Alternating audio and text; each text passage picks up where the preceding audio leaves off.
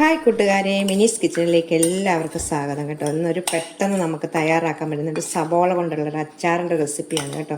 സബോള അച്ചാർ പെട്ടെന്ന് നമുക്ക് ഉണ്ടാക്കാം. വീഡിയോയിലേക്ക് പോകുന്നതിന് മുമ്പ് വീഡിയോ കണ്ട് ഇഷ്ടപ്പെടുവാണ് ലൈക്ക് ചെയ്ത് ഷെയർ ചെയ്ത് കമൻറ്റ് ചെയ്ത് സബ്സ്ക്രൈബ് മറക്കണം. വീഡിയോയിലേക്ക് പോകാം. നമ്മൾ സബോള വെച്ചൊരു അച്ചാറാണ്, പെട്ടെന്നൊരു അച്ചാർ സബോള കൊണ്ട് നമുക്ക് ഇടാനുള്ളത്.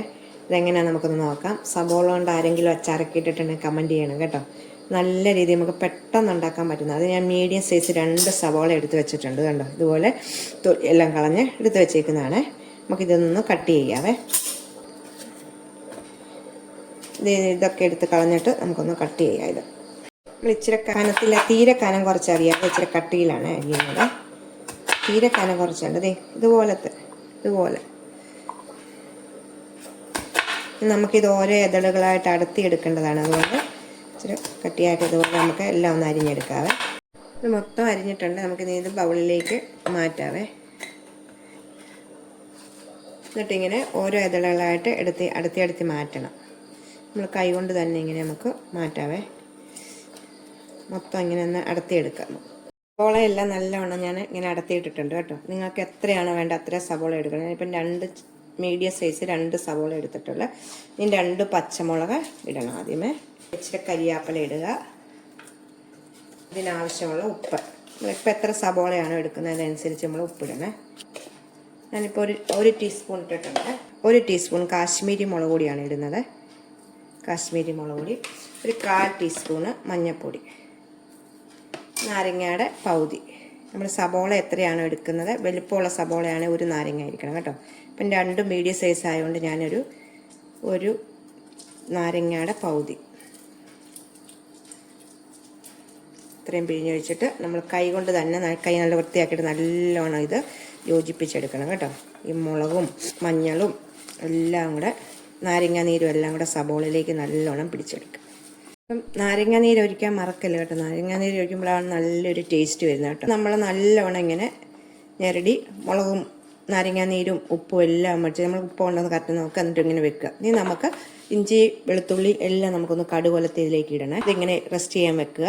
ഒത്തിരി നേരമൊന്നുമില്ല, അത് കടുകൊലത്തുന്ന സമയം മാത്രം കേട്ടോ. പെട്ടെന്ന് നമുക്ക് എടുക്കാം. ഇപ്പം നമ്മളൊരു ചീനച്ചട്ടി വെച്ചിട്ടുണ്ട്. വെളിച്ചെണ്ണയാണ് ഇതിന് ഉപയോഗിക്കേണ്ടത് കേട്ടോ. നമുക്ക് പെട്ടെന്ന് ഉപയോഗിച്ചെടുക്കാനുള്ളതാണ്, നമ്മൾ വെക്കാനൊന്നും ഉള്ളതല്ല. അത് കുറച്ച് നാൾ ഇരിക്കുകയും ചെയ്യും കേട്ടോ. നല്ല വെളിച്ചെണ്ണ ഒഴിക്കുമ്പോഴാണ് ടേസ്റ്റ് കിട്ടുന്നത് ഇതിന് കേട്ടോ. ഒരു 1/2 ടീസ്പൂൺ കടുകിടുക. ഇട്ടുമ്പോൾ ഇച്ചിരി ഉലുവ ഇടുക.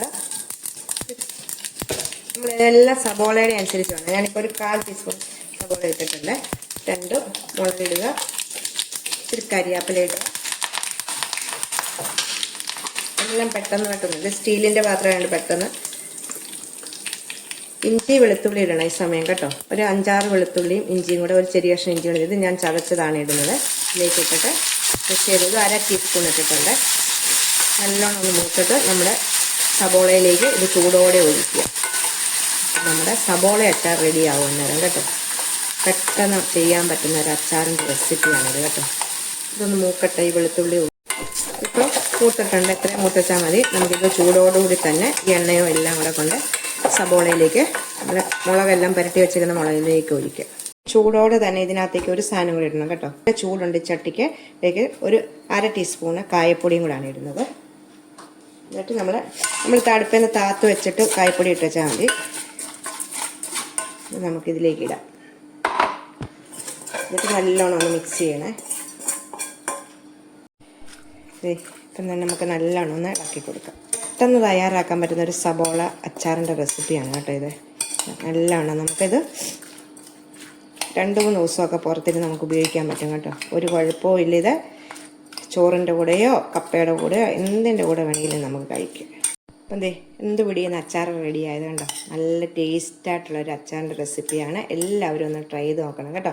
അടുത്തൊരു വീഡിയോ കാണാൻ. ടാറ്റാ.